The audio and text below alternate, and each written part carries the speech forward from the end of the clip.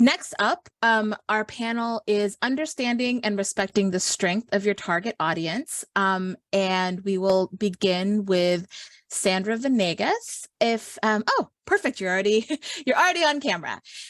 She will be talking about empowering families of children with developmental disabilities in low resource households.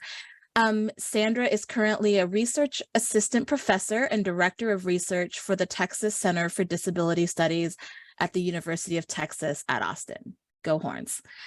Sandra, do you mind self-describing, and I'll hand it over to you? Sure. So I'm a Latina woman with dark brown hair, brown eyes. I'm wearing a blue top with white polka dots and a black blazer.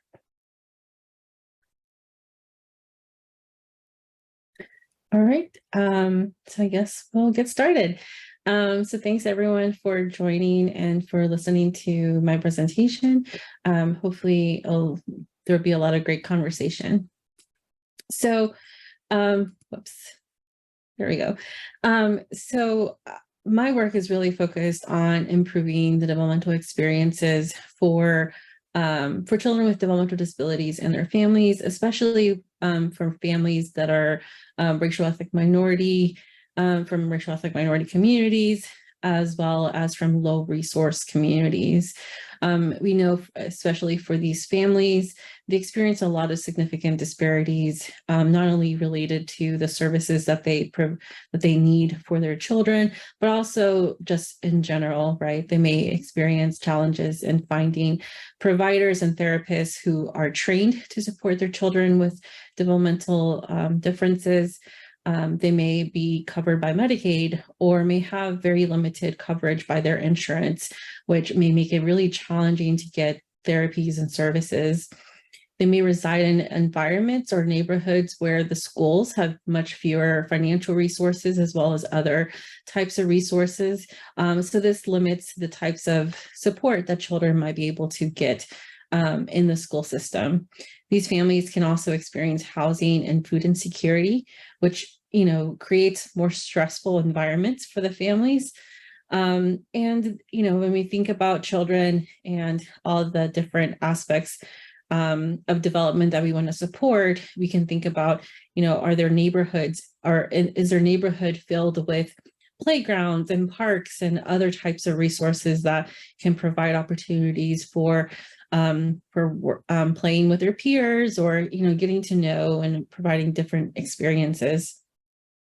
For families who are from racial ethnic minority communities, especially if they're they speak primarily not another language besides English, they may experience a lot of discrimination or bias in not only in their access to their communities, but also in receiving services from their therapist, from their medical provider. And then this can also impact how much information they can access related to their child's needs.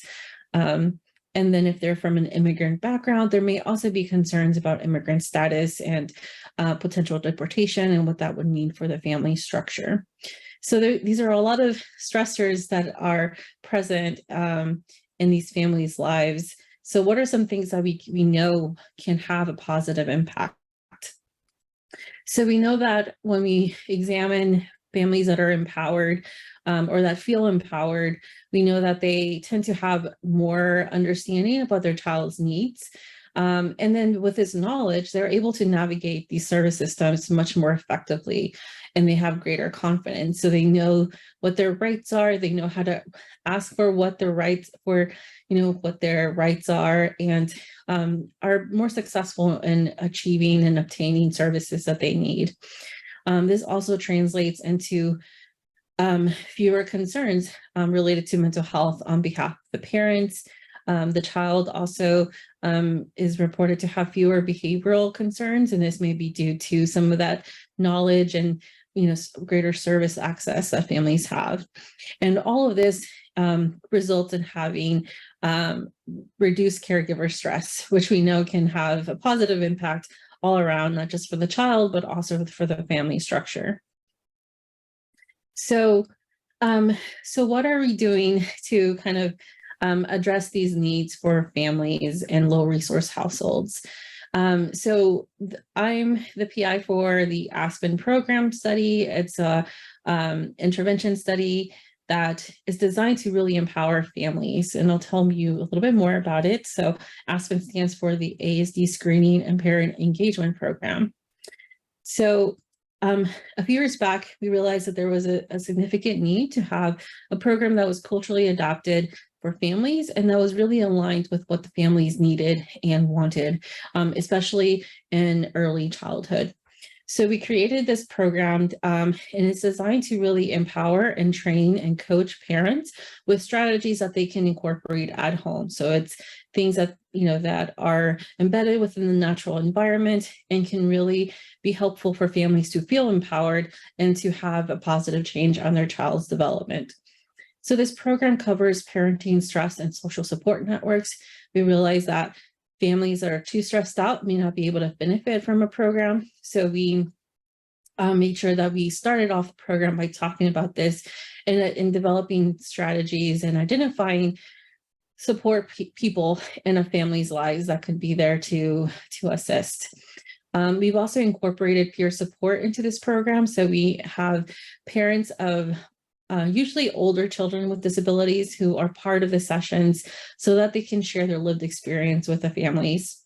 We provide coaching on naturalistic developmental behavioral intervention strategies. So these are ways that families can directly connect to their child's developmental state or stage and really help scaffold their development. And we recognize that a lot of these programs are out there, but very few are developed intentionally for racial ethnic minority and families in low resource households. So we made sure to include examples that looked like the families that we were serving and that recognized that, the types of toys you might have at home may looked a little bit different, or the types of play that you engage in may be a little bit different, but really connected to what families have available and are able to do within their homes. So as part of this intervention, we've been focused on families who have a young child, so between 18 months through 6 years of age. The child can either have an autism diagnosis or a high likelihood of autism. We know that many families, especially from low resource households and racial ethnic minority backgrounds, tend to not get a diagnosis until much later in the child's life. So we didn't want that to be another barrier for families to participate in this program. And then we were also focused on families in low resource households. And we defined this as basically families had to meet one of these three criteria. So they either had to have Medicaid as their insurance provider, the primary caregiver had to have a high school or lower education, or the household income was 200% of the federal poverty level or lower. And to make sure that we were providing resources that were aligned with where the families lived, we also restricted participation to families who resided in Texas. So next, I'll show you some characteristics of the children. So far we've had 72 children enroll in the study. This is based on the study entry data that I'm showing you here. Most of the children were male and most of them are Latino, kind of what you would expect in Texas. A lot of the children do actually have a diagnosis, and this may be an artifact of where we're getting our referrals, since many of the local pediatricians and pediatric neurologists are referring their families to us. But then we also see some children who don't have a diagnosis may have other developmental disabilities such as speech language impairment or developmental delay. And then for those who do have a diagnosis, it's pretty young, so almost 2.5, which is lower than the national average. And then, but the age span is spanning quite a bit, and from 0 to 6 years of age. And then some characteristics for our caregivers. So all our caregivers are female. We do have quite a range of ages of the mothers or maternal caregivers.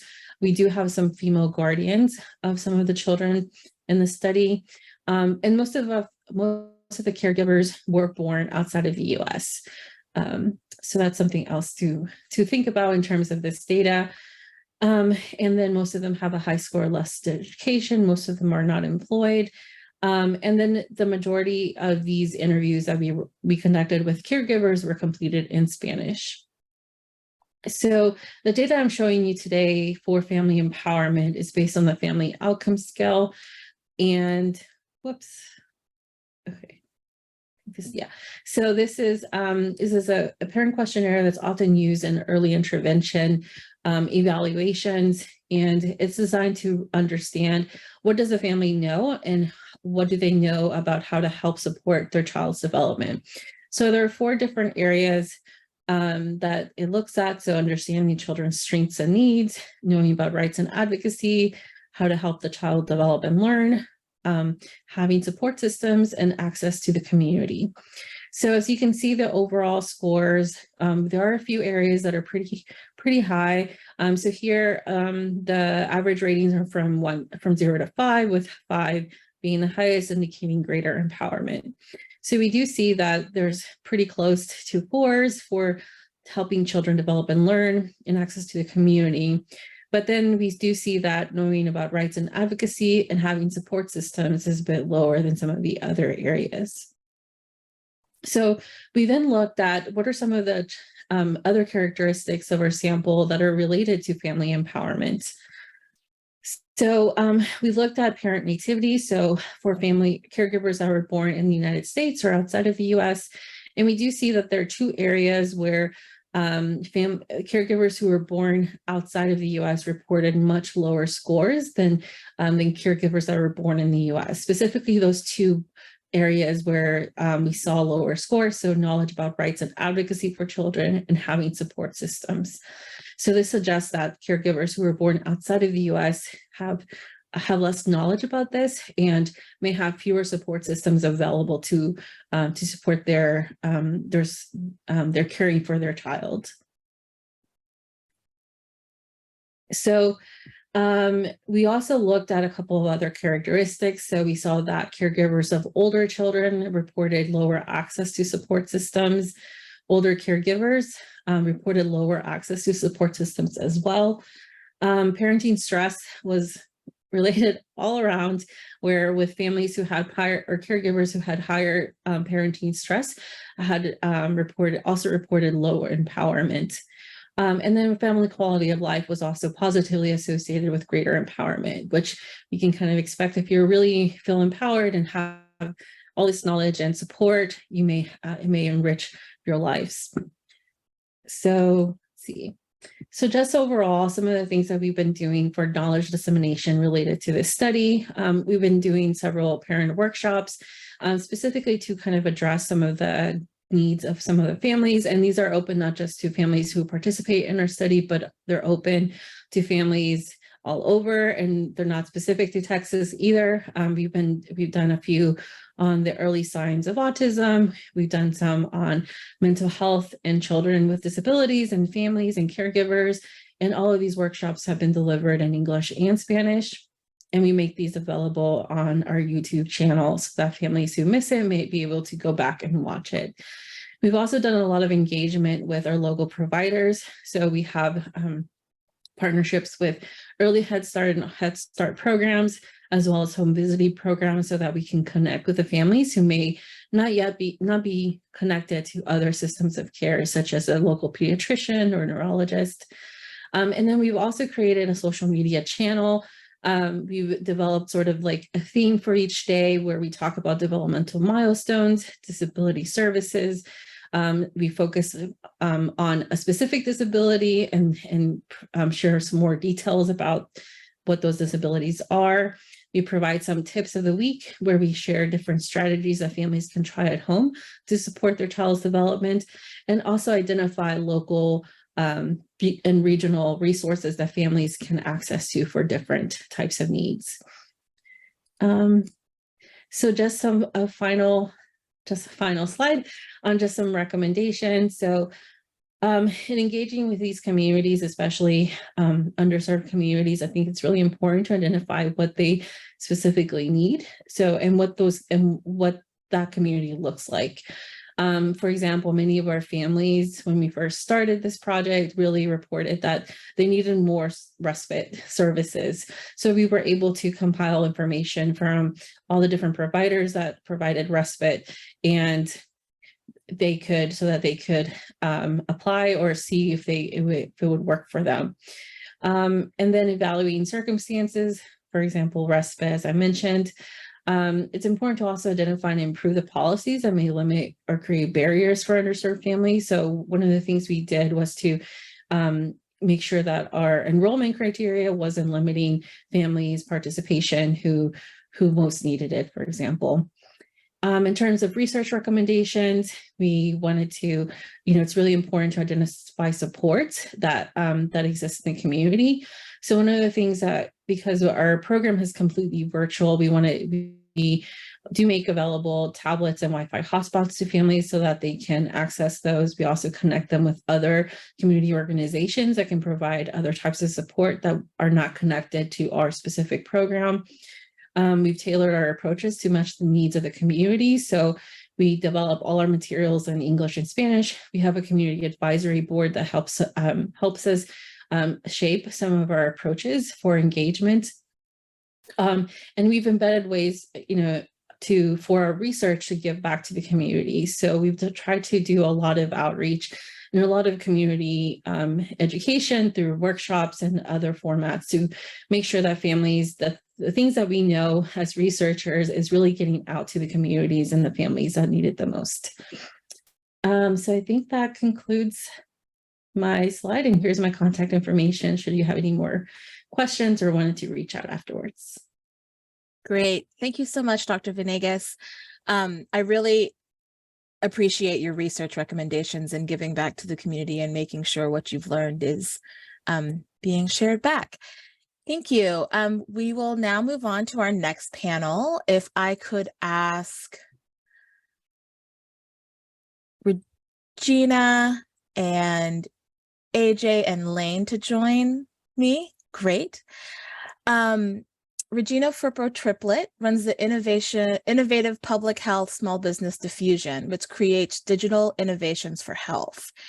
And during their time at Diffusion, Lane Edwards has worked as a project director on a number of online learning projects targeting parents discussing sexual health with their children with IDD, young adults on the autism spectrum working to build relationship and communication skills, and pharmacy staff selling non-prescription syringes to reduce bloodborne disease.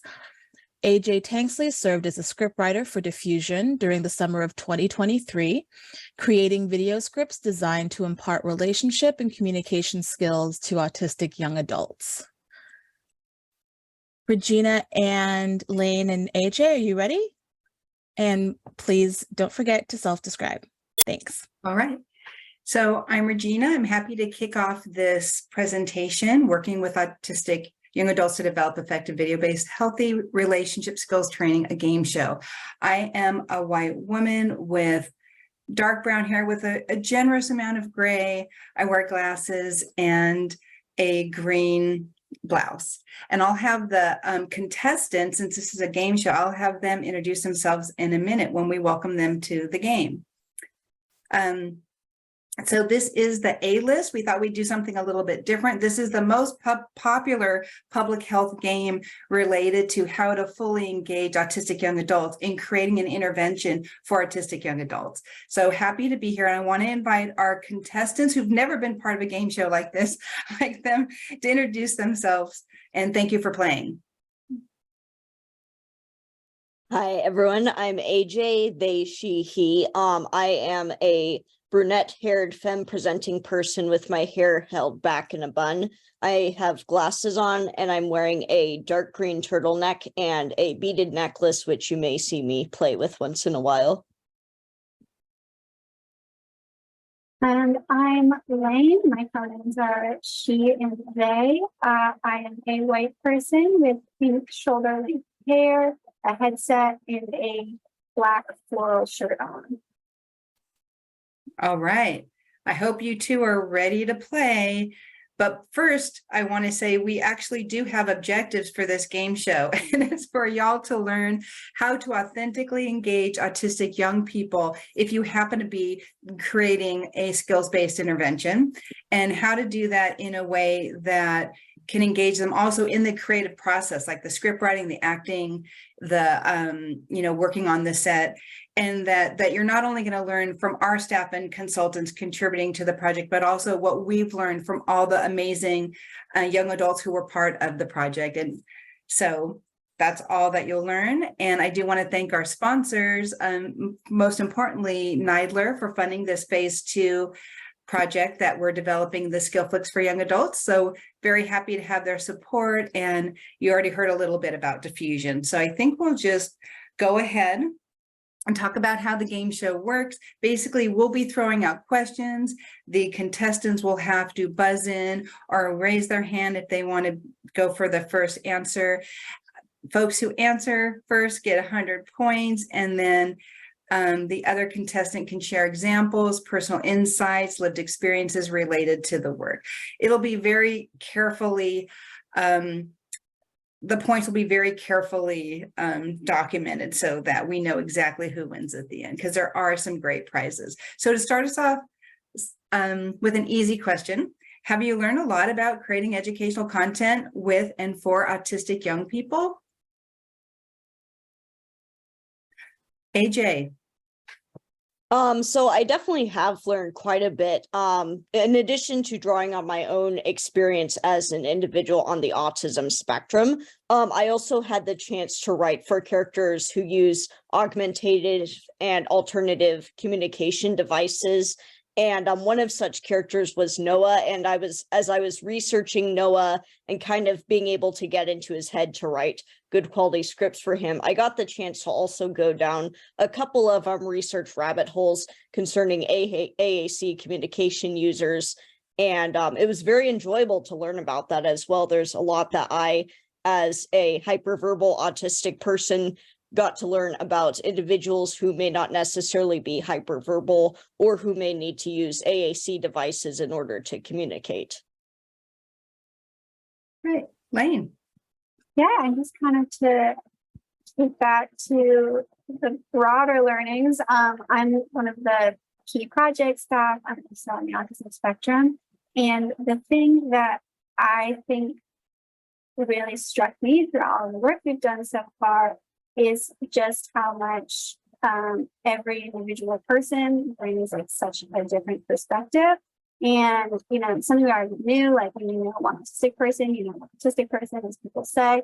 But just having the opportunity to reach so many different people, we've done focus groups, we've done our phase 1 study, we've had an advisory board, young adult scriptwriters, we have actors on the autism spectrum to create the videos. So we've had so many different perspectives kind of snowballing to create really insightful just experiences and personal touches to each of the characters and their stories that they go through as we kind of develop these different skills for their specific situations. So yeah, I guess we learned a lot about how to reach a lot of different people, because different people are able to be reached in different ways, and we learned a lot from reaching everyone. All right. Thank you. So this is a chance for the audience to applause, and we have these throughout for questions, but we're saving questions to the end. So thank you, but you are welcome to applause at any time. So next question, what do you think about while navigating a neurotypical world, and how does this inform your work? AJ. So oftentimes when I think about navigating a neurotypical world, I focus on my lived experience interacting directly with other people, and the fact that a lot of neurodivergent people, not just myself, but also many individuals who may have comorbid conditions with autism as well, how a lot of times we don't always receive a whole lot of empathy or support from people in our lives, and how we may have to fight a little bit harder to advocate for ourselves, even when we're running on limited battery or resources. So in my scripts, I implemented this by focusing on the concept of neurodivergent people meeting neurotypical people, neurotypical people meeting neurodivergent people where they are at, and basically focusing on extending the sort of empathy towards autistic people that we need the most going about in our day-to-day lives. Lane, anything to add? Yeah. For me, approaching this work, looking at something that is communication skills and social skills intervention, the part of like my life experience that was really stood out to me was that there are a lot of times in an autistic person's life where there's a lot of pressure to conform to neurotypical expectations of communication and behavior and all these other things. And a lot of people have a lot of fatigue with that pressure and with being told how to act all the time. And I found it really important to kind of balance the very real reality of living in a world that is centered on neurotypical communication styles and things like that. And so trying to support people in saying, not this is how you should act, but here's kind of trying to untangle some of the expectations that might not be clear to everyone and say, here's a couple options for how you might handle this situation. Here's why people maybe are holding this expectation for you, and here's a couple of different ways, like depending on your desires, your abilities, what you want from the situation, you can kind of approach it. So I really wanted to take it beyond, you know, helping people mask more, because as like a pretty high masking autistic person, it's sometimes hard to figure out how to even take off a mask. So we want to explore both how to meet expectations sometimes, and also sometimes how to take off that mask and find how to navigate it in your most authentic way to yourself.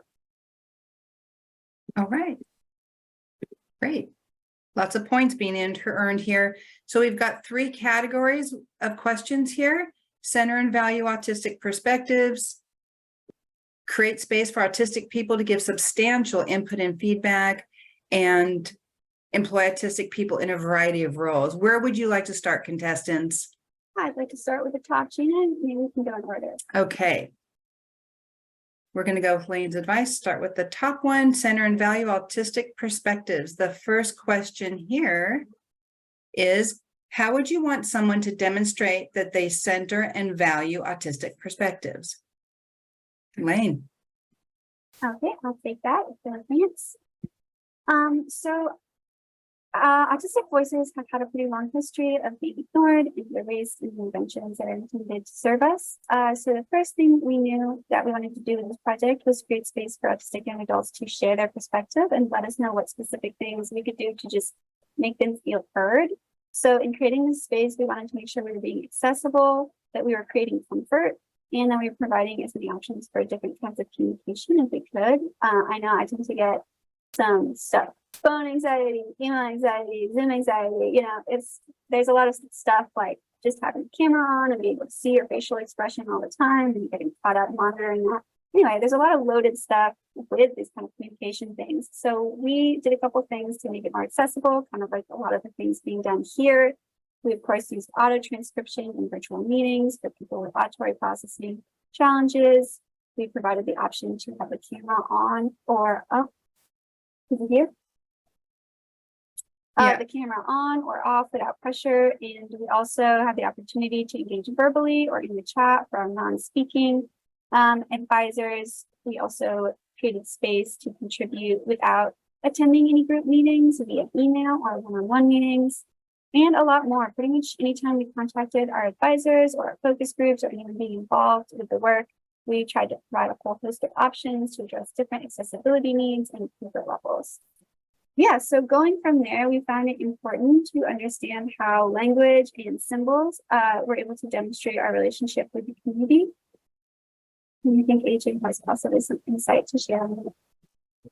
Yes, so the biggest thing is that, granted, the neurodivergent and especially the autistic community is not a monolith, so it's hard to represent one symbol to represent every single autistic person who ever lived. But one thing that we want to make sure of is that the symbols that we use don't necessarily reflect stereotypes and assumptions that neurotypicals may have about autistic people, and that they reflect more of our experience as a spectrum. And Lane had a really wonderful example from when they were working on the filming process of how this was implemented. Yeah, so we've always made the choice. We tend to use the infinity symbol, the neurodiversity infinity symbol, instead of the puzzle piece, because we had it shared with us. Some people feel like the puzzle piece can kind of represent autistic people being a puzzle, or having a missing puzzle piece, or even find it kind of infantilizing. So we tend to use the neurodiversity symbol to represent acceptance and celebrate the diversity of autistic experiences. But at the same time, we like to recognize how diverse the autistic community is. One of our actors, who's on the autism spectrum himself, he proudly has a puzzle piece tattoo with the ribbon and puzzle pieces in it, because he said he's always felt like life is a bit of a puzzle for him. So, it's good to not be absolutist, but also to be aware of what implications we have with the different things we choose. Things like language as well. We choose to use identity first language instead of person first language, because it's the broad preference of most of the autistic community, but that is always going to be different for different people. And it's always important to see how people self-identify, and to refer to them in whatever way they end up referring to themselves. So basically, we just wanted to make sure that we were always walking the walk and talking the talk, that we're empowering self-expression using a strength-based approach rather than masking or pressuring young adults to behave neurotypically. So let's move on to the next category. Thank you for the applause. That was for Lane and AJ. Create space for autistic people to give substantial input and feedback. So the question here is, how do you create opportunities for input and feedback from autistic young adults? I can take this one also. This is going to be the most familiar looking part. It's something that a lot of us do, using advisory groups and focus groups, as well as participants in our studies and our visibility testers.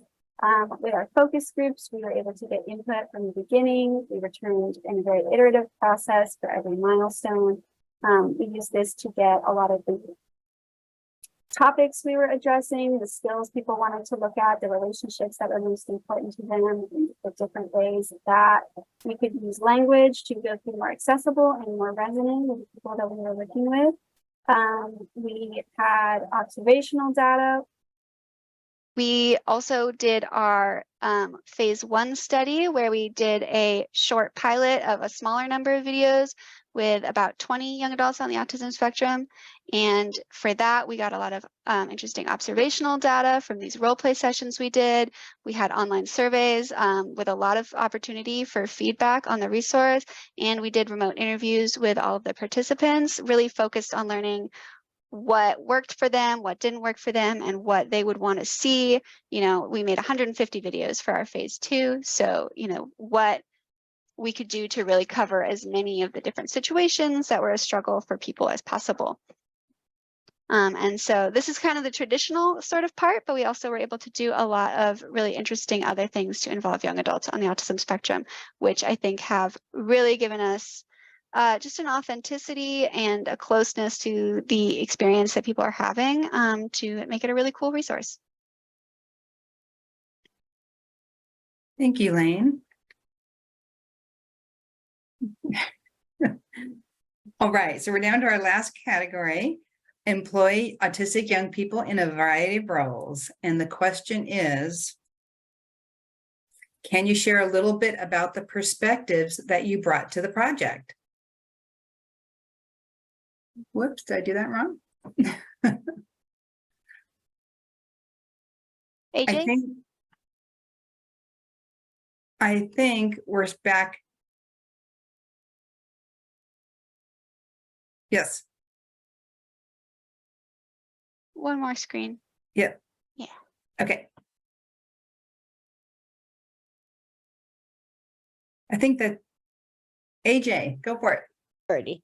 So my big perspective that I brought to this particular project is a focus on assertiveness in communicating within relationships. In my own life, I've had to basically learn how to be assertive with the different amounts of bumps in the road, so to speak. And so I kind of use that experience with having to use assertiveness in my own relationships with the characters of Hector and Mai in the scripts. A lot of times when they communicate with each other, they have to balance being assertive with being willing to compromise with each other. And so a lot of those scripts revolve around that interplay of being assertive versus being compromising. And it's, in a way, a very universal experience in many relationships. And those scripts in particular were a joy to write because I was able to explore that interplay so much. And Lane. Yeah. So hopefully everyone will be able to hear me for this one. But kind of part of what AJ is getting to is that we were able to employ a lot of autistic people in a lot of different roles. Project staff like myself were kind of a center and building blocks of the project, an opportunity to really frame how we approach building communication and relationship skills to build trust and connection with other autistic people contributing to the project. Able to center autistic perspective and provide insider knowledge on these kinds of things, which then led to this great opportunity to work with a lot of, we had 5 script writers, all on the autism spectrum, all young adults, who were able to share their authentic voices and personal experiences to, represent things very true to themselves. These people all had very different experiences, different skills, and different challenges that they were navigating in their lives. So we were able to recruit all those script writers based on connections and relationships we made in phase 1, as well as personal connections that we have. And something cool that just really resonated was we also ended up casting majority autistic actors. So 60% of our actors, our characters on the autism spectrum, were played by autistic actors, which I think allowed the characters to feel very believable and authentic. They had very natural, we would just be able to say like, oh, for this theme, like, let's have this character stimming. And that person was able to be like, well, what would I really do in this? Like, what would my stim be in this situation? Which I think really let it feel organic. And a cool comment that I got from several of the actors when they were looking at their characters was saying like, whoa, this character is me. Like, I feel like this is just a story about my life, which was like, what a great opportunity we had to build between having these fabulous script writers with all these awesome different experiences, and then able to take the time to really find people who resonated with those roles. We had one guy who he really struggled, like he lived at home. He struggled with his communication for a long time before beginning to realize that he was experiencing speech loss and that he wanted to use AAC stuff, and that he was very early on in his journey with exploring AAC. And then he was representing a character who also used AAC, and it was really cool to see how comfortable using the device that we were able to provide in the scenes was.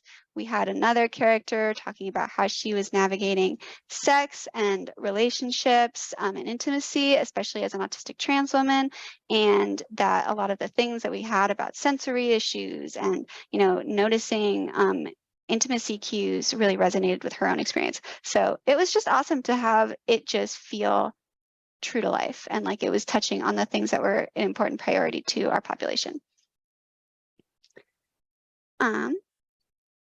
Thank you. What about strategies to engage young autistic people in the creative process? And I know we may be running out of time, but I trust we'll get a 5-minute warning if we have 5 minutes left. We're close.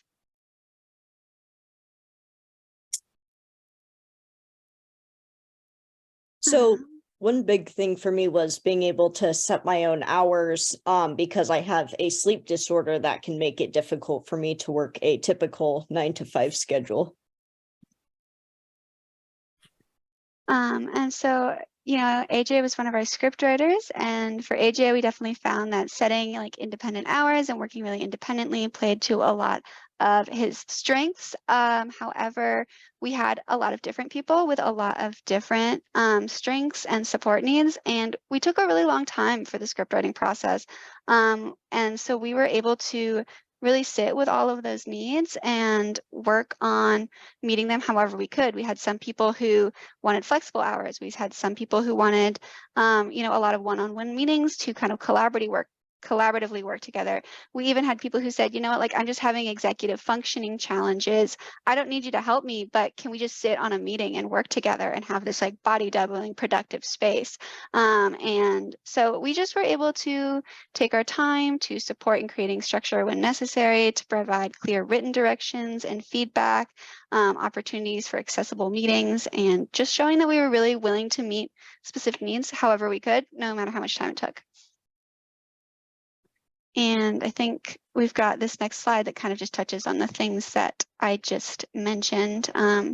Check-ins and collaborative writing and, taking iterative steps to give feedback and say, here's like, someone might just like leave a question mark and say, I don't really know about, maybe I'm struggle with assertiveness. Can we talk about assertiveness together? So we could figure that out. And since we're running out of time, I'll move on to what we were also able to do on our video sets, because working with autistic actors is such a pleasure, and it's also has its own challenges because a set can be a really overstimulating and stressful place to be. There's a lot of pressure, there's a lot of bright lights, there's a lot of strong smells and sounds and all of this stuff going on, and often the days are pretty fast. So we were able to do some things to work with our artistic talent to make sure that we were trying to take everything we could into consideration. We worked to always let people know what to expect ahead of time, since change or unexpected things like that can be very challenging for people on the autism spectrum. Every evening, we were able to send out stuff like our shooting order and our lunchtime and our plans for how the day was going to go. We also started the start of the day with a little discussion about that. We definitely checked in with everyone about any sensory sensitivities they've made. We thought about it with our prop clothing and their food restrictions and smells and things like that. We also made sure to provide a quiet sensory room for a break. Another guy, he was most comfortable taking a walk outside if he needed to de-stress. So, we were able to take a walk around the block between scenes. So really just making sure we could figure out what people needed, make a space where they could voice what they needed. Thinking about even giving acting feedback for people who maybe don't understand as much metaphorical language. A lot of the time, there's a lot of metaphorical stuff where someone will say something like, oh, let's try it again, but with more oomph or something. And someone's sitting there like, I don't know what oomph is. So we tried to be also really specific when we were giving that kind of feedback, which not only is beneficial to our autistic actors, but I think is beneficial to everyone as well. Really all the things that are accessible, of course, to autistic people, I think just make life more accessible for everyone. All right. Thank you, Lane. Uh-oh. Okay, so I know AJ, you mentioned in talking about your experience writing script, you made reference to the meet in the middle scripts. So I want to know what knowledge and communication skills can neurotypical people build to meet in the middle? So when I in particular was working on my scripts, I came across a concept called the double empathy problem. And the double empathy problem is a research that was uncovered, basically revealing something I've had a gut instinct about for a while, which is that oftentimes neurotypical people, that is people without autism, are not willing to always meet autistic people on their level and give them empathy, whereas autistic people are often expected to give empathy to people who are not on the spectrum. So navigating that was something important that I learned when writing these meet in the middle video scripts. And it was a very fascinating process, kind of learning through research something that I've had a gut instinct about most of my life. Lane? Yeah. So kind of Bridget, jumping off of this double empathy theory, we're wrapping up right now. This is, I think, our last slide that we need to cover, Gina. Or Yeah, one more. one more. We have to give the prizes. So after this, Oh, we'll okay. And the prizes.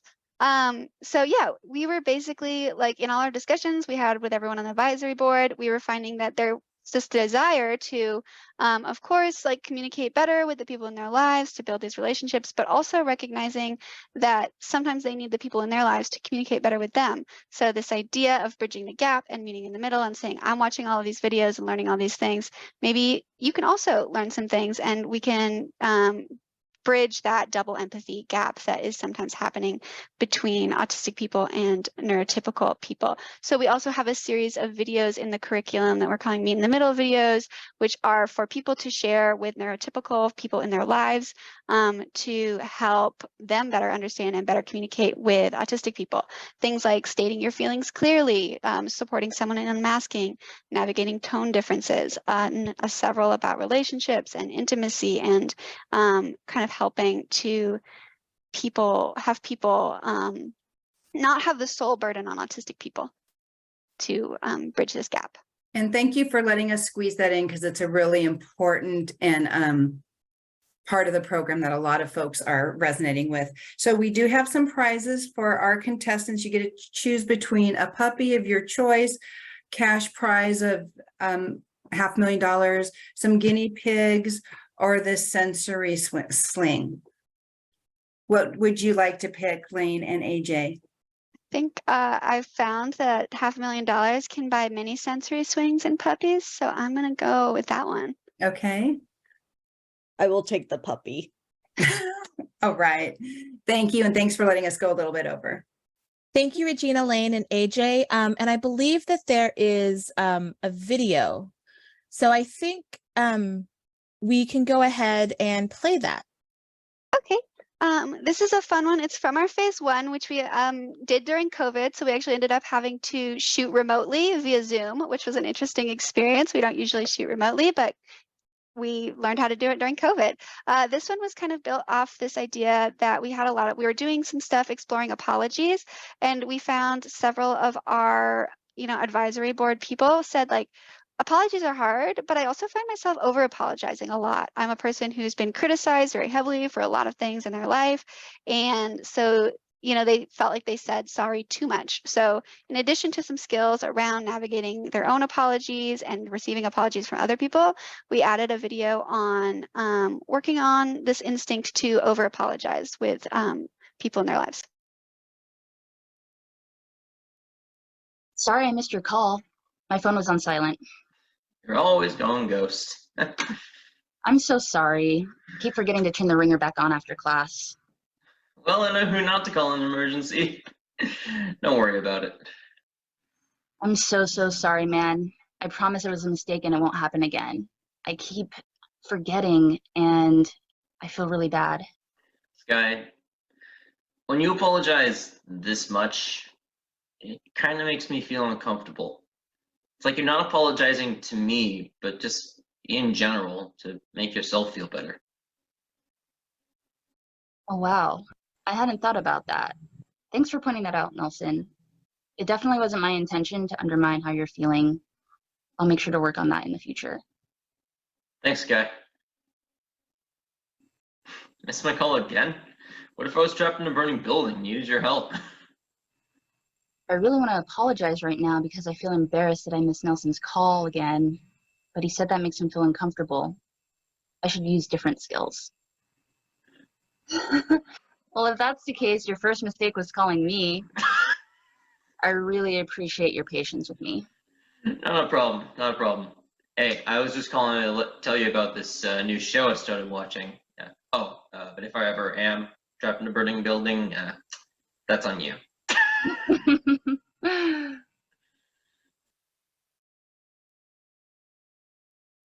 Thanks to Fusion for that video and Elizabeth for sharing it.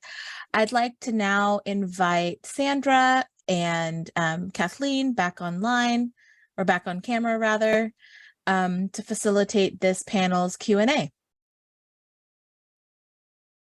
And Regina and AJ and Lane.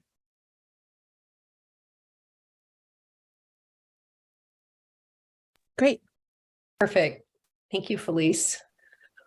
Well, this was a really interesting panel. I love that there's, such a cross-cutting themes for the panel. So I do want to, I'm curious, Dr. Venegas, do you find in your work that over-apologizing is an issue, or do you see that some of the expression of people on the spectrum varies culturally? It's an interesting question. Most of my work is with little ones. They're not apologizing, right? Yeah. So sometimes I have limited language skills. So yeah, so I don't have that much experience with older kids or adults. But I can definitely see the behavior. So yeah. Thought maybe because of your work, you would have a broader like sense, or sometimes people who get involved in particular issues have someone who in their family who has that. Yeah, I think I've noticed it with in some of our advisory board and maybe colleagues that I work with that are on the spectrum. I think it definitely, I think, comes up. So I'm always trying to figure out how do I support them so that they know that they don't have to over apologize, or it's recognizing that everybody, things happen to everybody, right? And how do we move forward from there? So Sure, it's just interesting because we're talking about something where one of the, I wouldn't say it's at the heart of it, but an important aspect is communication, and that's clearly so culturally embedded. So your work is so interesting. And we do have a question from Emma Barrett for you. She said, "Hello, Ms. Venegas. My name is Emma Barrett. I'm a student going into disability and critical autism studies." So perfect panel for Emma. "Since so much of your work involves autism research, especially in lower income communities, how can I be better at including often marginalized voices in my advocacy and research?" yeah, one of the main things that I think really helped to know what to do, right, and how to engage was to really just get out in the community. So connecting with community organizations, volunteering for those organizations, participating in their events. And then by way of that, you start learning more about the communities that you're in and working and understand what their needs are. And I think having those relationships is helpful for when you are developing research projects. You have sort of a community to turn to for support or for advice on how to navigate certain research questions, right? There might be things that are interesting research-wise, but they're not meaningful to the community. So I think they can really help center the work and help make sure that their voices are kind of coming through in the work that you're doing. And I mean, you did talk about, because Roberto Sandoval is wondering, Dr. Venegas, what medium did you use to disseminate your research findings to the community? And did you use any follow-up means to validate comprehension of information shared? So we know just from what you just said that you have gone out and met with groups of people, and you also have your YouTube channel as well as the immediate, people who are enrolled in your studies. So I don't know if you have anything more to add to that. I think that's the main ways that we try to, that's one of the things we're trying to learn more about. What's the medium that's going to be most effective? We know that, at least with the families that I'm mostly working with, email is not the way to go. It's really about texting, social media, sharing on Facebook support groups and disseminating through those platforms. We haven't done, kind of like looked at some of that data to see what are the best ways to engage them yet. I think we've just kind of been trying a little bit of everything and see what sticks. But it's definitely something I think as we move forward we might need to be more intentional about our approaches so that we can, assign effort in areas that are going to be most effective. Mm-hmm. And one of our attendees is noting possibly a technique to demonstrate impact is storytelling. Mm-hmm. So turning to our game show, panelists, kind of staying on this same theme of communication and language, and so and lexicon, that is not only a Spanish-English difference, but it can be terms that are used within the disability community or certain subsets of that. And I personally, I am not familiar, so I'm assuming some other people online may share that unfamiliarity. Could you explain what body doubling productive space is? Oh, sure. That is kind of just something, I think it's come out of a couple different neurodivergent communities, like the ADHD community and the autism community, where a lot of, and just anyone who struggles with executive functioning, where it can be really hard just to even start a task, where like putting together the steps maybe of just like, okay, I'm going to sit at my computer and I'm going to turn it on and I'm going to open up Word and I'm going to do this work. It just starts to just like, oh, like where do I even start? The steps are hard to approach when you have that executive functioning challenge. And sometimes just having another person like there or having someone kick it off and say, okay, well, let's like, let's open up Word is enough to get past some of those challenges. Like I know like a lot of people do this where it's like, oh, I have a lot of chores to do. Like I'll have a friend come over and like we'll chat while I clean the kitchen or something. And it makes it, even if they're not doing anything, it somehow makes it easier. And especially if someone else is doing it and you're kind of able to pick up on the vibes of what they're doing. It's just one technique that I think we had 2 script writers who we just like, turned on our Zoom call. I did my specific project work and they wrote their scripts, and we often didn't talk. Sometimes we didn't even have video on or talk at all for several hours, but just being in a space together helps. Yeah, definitely like co-regulation kind of activity. And parallel play. It has also interesting like analogies, because you talked about employing people with autism to job supports, right? Supported employment and having someone there, which is of course used for a variety of disabilities.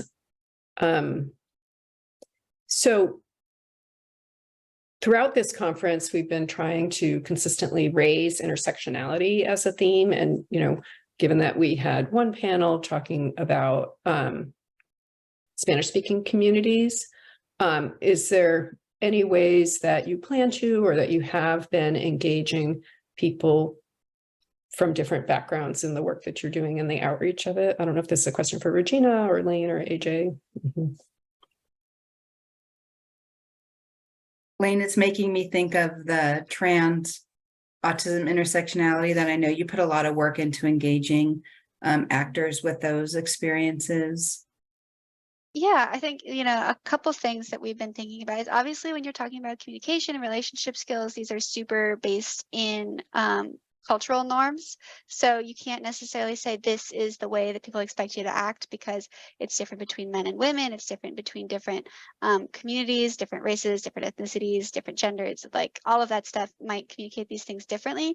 And that's where we tried to not so much say like, here's an exact script you can follow, but we kind of focus on skills that hopefully people, we can explain how those skills might work, and then people can try to apply those skills to their own contexts.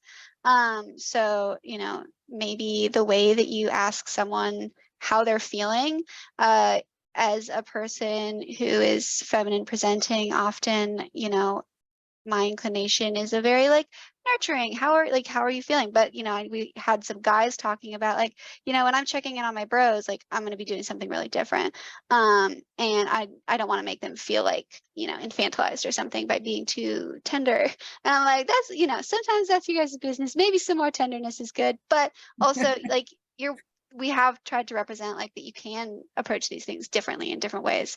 And I know we have had a fair amount. We worked with a couple of different people with different sexualities and genders and races on all of our different groups of folks that we worked with, and we tried to represent a couple of those in our videos as well. But yeah, it's definitely something that was very on front of mind when talking about communication that is so culturally bound. Perfect. Thanks so much for that.